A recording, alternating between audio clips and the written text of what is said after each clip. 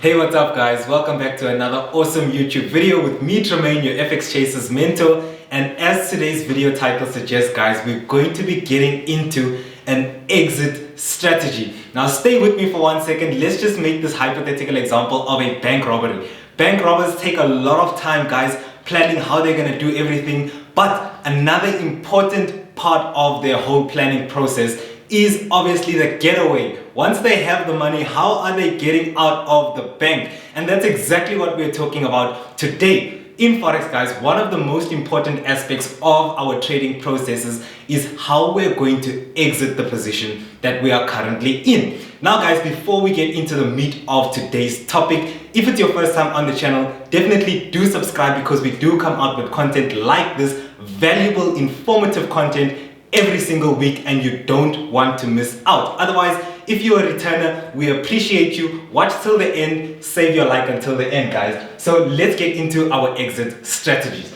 Now, there are only, once we've entered a position, there are mainly only 3 ways which we'll exit this position. The first way is if we manually close our position. So we manually tamper with anything, we manually close. So manual executions. Remember, all of these are orders. Once we enter into a buy position, when we are exiting our buy position, we are selling back the order that we've purchased. If we are selling a market and we close our sell order, we buy back our sell order. So if you think about it, each and every one of these exits are basically orders. Now, we are not going to be talking mainly about our manual execution today. The reason being is because we want to enforce discipline. We want to cultivate those good habits as a trader. And so patience is one of those things that I guess can only be cultivated with time. And the only way we'll do that is if we have rules in our system that enforce that quality that we want to learn. If we want to learn patience, we should create an environment where we can exercise patience. And that's why we're going to mainly talk about our orders, either our stop loss order or our take profit order. Now, basically, we would call these predetermined exits. So we have already predetermined our exit position. Now, we'll just make a hypothetical example here of a trade. We'll just draw some type of a descending structure. First touch, second touch, third touch. Nice, beautiful buy entry, break and retest of the neckline or whatever the case is. But nonetheless, guys, we're entering our position at this area here. We'll say our stop loss is probably below structure and our take profit is maybe at the 90% rule of this descending structure. So by default, we already have a 1:3 risk to reward ratio. So we are risking that 1% to obviously make about 3%. So we already have a nice winning system. Let's just say we have a beautiful win rate and all of those things. But like I said in the beginning, how we manage this trade makes or breaks this position. Like, for example, we can be in a good trade, get a nice impulsive move into our direction, and then fail to manage that trade appropriately, only to have the market later reverse in the opposite direction, and then we take that full 1% loss. And that's basically the importance of our exit strategy. How are we going to manage once we're in? If we're in a good position, how are we going to make sure we capitalize and make money from this good position? If we're in a bad position, how are we going to minimize our losses and cut them short? That is our exit strategy. So our stop loss, guys, there are mainly, I guess, a finite amount of possibilities of where you would place a stop loss. Some people use tools like the ATR to just determine an average range where their stop loss is. Some people, maybe they scalp and they just know every position I'm entering. It's a 10 pip stop loss, 30 pip take profit. So you need to have these predefined rules. How are you going to set your stop loss? So depending on the type of trader that you are, depending on the positions that you take, you want to first define a range. What range will your stop losses normally be? Obviously, if you want to have, for example, maybe a stop loss of 10 pips for a swing position on Euro USD, and Euro USD moves an average of 40 pips in a day, your stop loss is kind of maybe a little bit too tight. So that's what we mean by defining the range. We need to understand the pair that we are trading.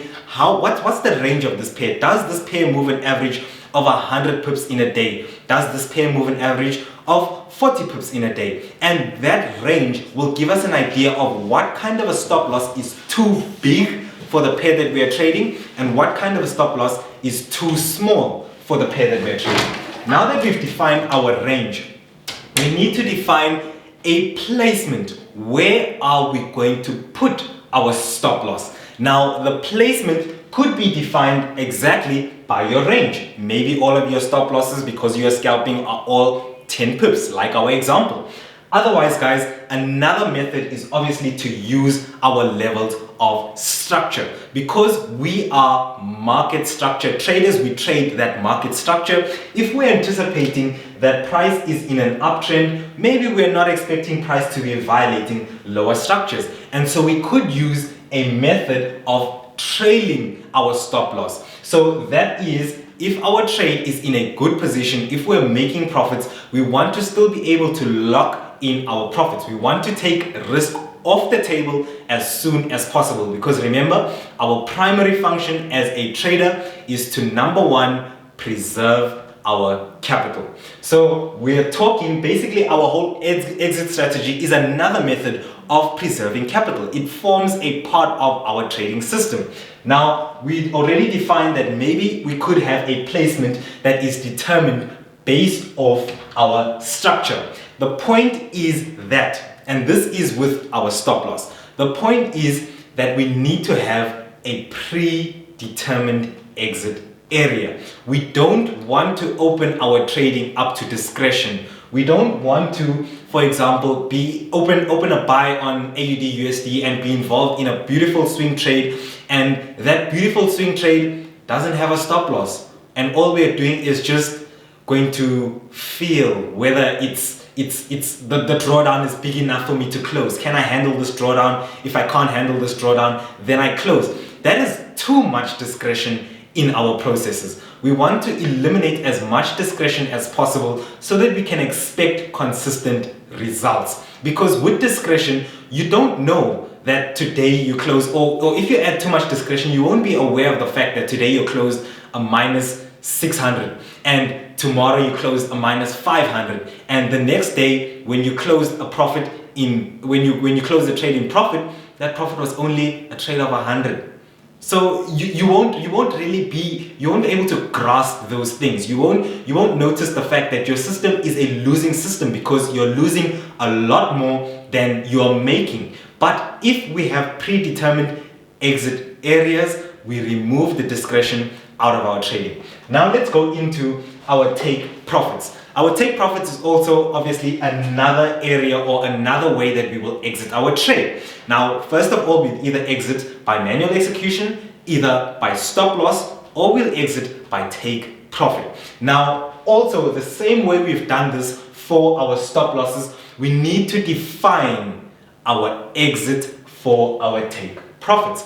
Now, coming back to this example, we could use a method where we obviously take our profits based off our structure, because we are structural traders. And we do know that wherever there is a resistance area, the market could potentially react from that resistance area. So one lovely, beautiful method of setting take profit areas is, instead of setting one ultimate take profit area, we can set multiple take profit areas. So instead of taking that one trade at 0.05, we can split our trade. Take 3 different positions, 0.02, 0.02, and 0.01, and have multiple take profit areas based off what?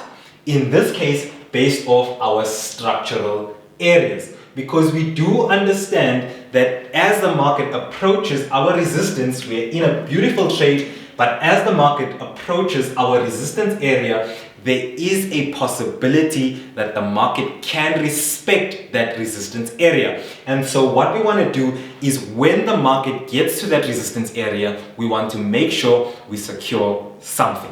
That is the power, I guess, of setting multiple take profit areas, is that as price gets to your predetermined area, you then exit your position and you are then able to secure something. That even if later on this trade decides to reverse and go back to stop loss or whatever the case is, you've already closed in some profits. You've secured something for yourself. And remember, after you've secured this 0.02 of your position, what do you have running left? You have 0.03. So even if your intention was to risk a full 1% on your 0.05 position, you've already closed, I guess we can say 0.4% of that trade, and we only have 0.6% running. So even if that trade hits our stop loss, guys, we only have 0.6% running on the table. Do you see how beautiful and how amazing just managing our positions as they're open is? Like, literally, our exit strategy can be another form of an edge. So guys, to round off everything, we basically spoke about our 3 ways that we'll probably exit a position, and the emphasis on today's video was really our exit strategy, was really to show you guys the finite amount of ways that we can exit a position and the ways that you can play around with these things. We only know there's a stop loss and there's a take profit. How are you going to play around with that stop loss? Number 1, to ensure that you preserve capital. Number 2, to ensure that you make money. Number 2, our take profit. How are you going to play around with our take profit? Remember, these are automatic orders. So how are you going to play around with our take profit so that number 1, you preserve capital, and number 2, you make profits? Guys, thanks so much for watching until the end of this video. This is Tramayne. We have reached the end. If you have received the value that was intended for you within this awesome video on our exit strategy, then definitely do drop this video a like. Let us know that we are spreading the value that has been intended. Otherwise, this is Tramayne, your FX Chasers mentor. Have a great week, guys. Cheers.